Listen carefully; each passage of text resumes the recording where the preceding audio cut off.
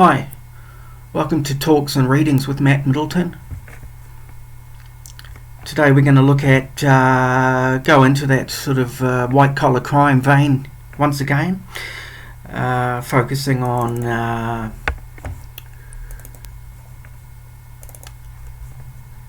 this is an interesting one, real estate and money laundering. Now, we talked about this quite briefly the last time, but let's have a look at another one here. What's this? Of course, this is by Transparency International, which is a big thorn in the side of many a dodgy bastard. Transparency International is a global movement with one vision: a world in which government, business, civil society, and the daily lives of people are free of corruption. With more than 100 chapters worldwide and an international secretariat in Berlin, we are leading the fight against corruption to turn this vision into reality. So, how the corrupt purchase luxury real estate in key markets. Very interesting.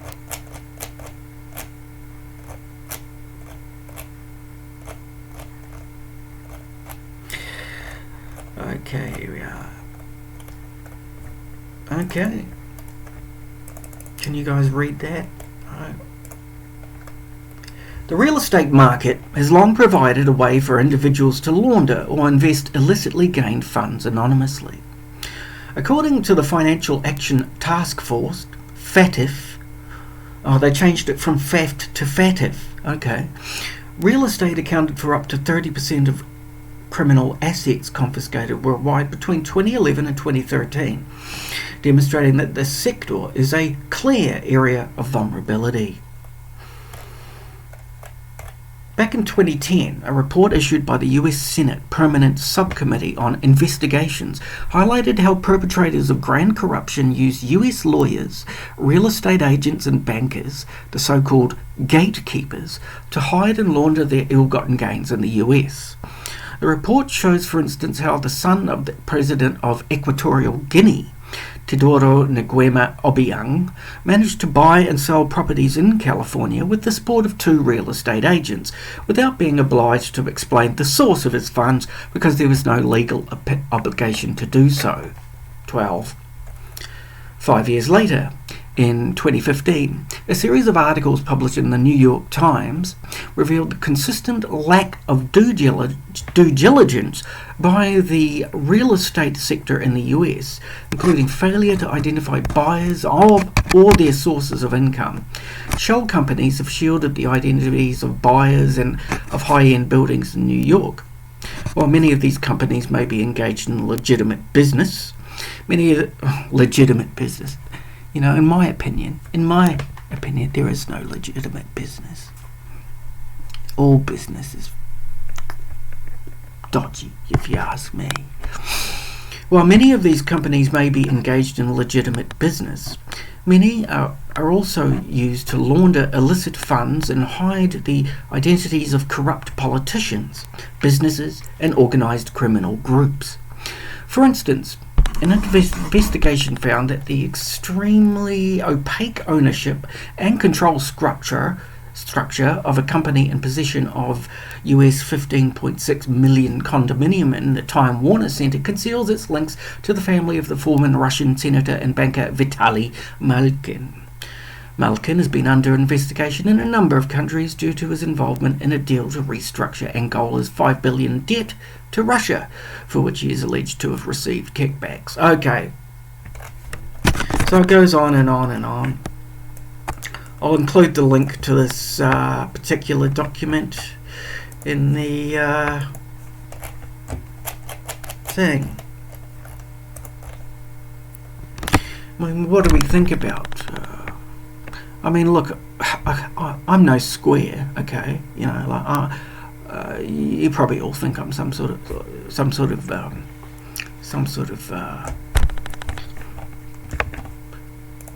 cop or some sort of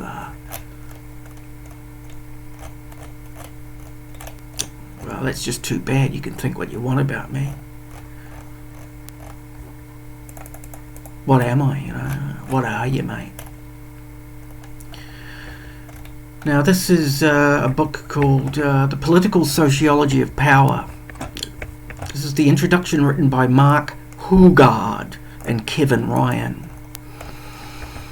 Arguably, power is the core concept that unifies the study of politics.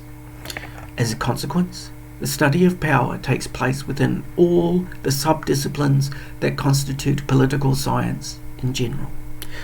Therefore, rather than attempt to describe the analysis of power as if it represented a single discipline which could be neatly subdivided into past, present and future, or some other singular state-of-the-art unity, we have broken the various approaches to power into the most prominent disciplinary approaches as follows: social and political theory, political anthropology, organizational studies, feminist research, political sociology, and international relations.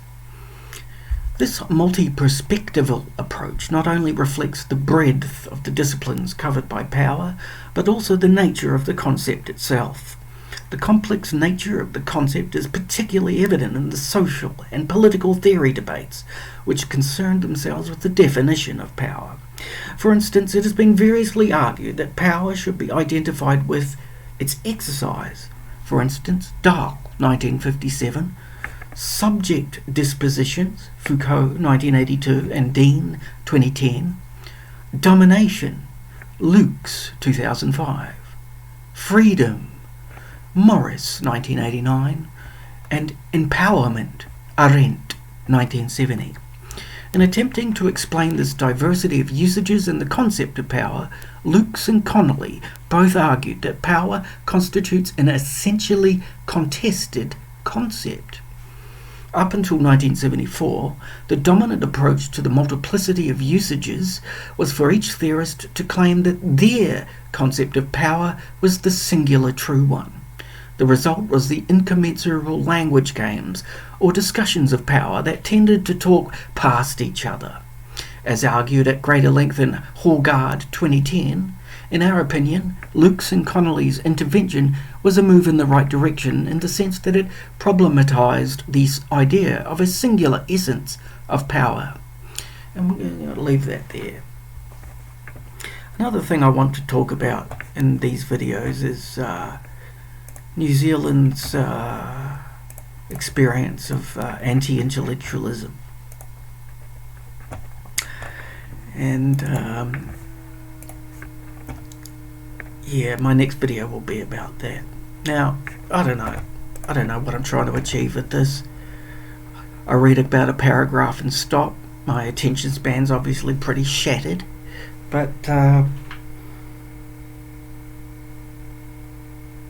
just want to evoke talking points or crack subjects or just little vignettes, little bits and pieces from other people's writings, and maybe eventually get into some of my own. Thanks for watching. See you later.